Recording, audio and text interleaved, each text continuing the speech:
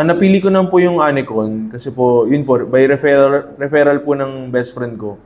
Nung nakita ko po na okay yung process nila, na-approve yung visa, tapos smooth sailing naman po yung process. Sabi ko na, sige, sa Anecon na lang rin po ako. So, yun, maganda naman po yung feedback.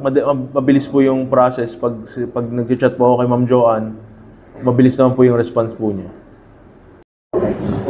Masaya naman po sa outcome ng application kasi po yun po, by God's will na approve naman po yung visa ko. Medyo natagalan lang po pero okay naman po yung outcome po. Napili ko po yung Cambrian College kasi po yun rin po yung school nung wife ng friend ko na nasa Canada. So, by the time na nag-a-apply pa lang po ako, yun rin po yung in-endorse ng ATC. Kasi po, ano rin po yung gusto kong program. So, yun po yung napili ko, Cambrian College po. I-look forward ko po sa journey ko sa Canada is yung pag-stay ko doon and yung pag-aaral ko po.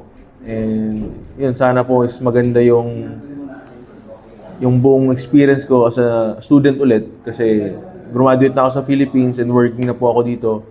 Pero syempre, panibagong chapter po yun ng buhay ko as student ulit, as an international student. Yun po.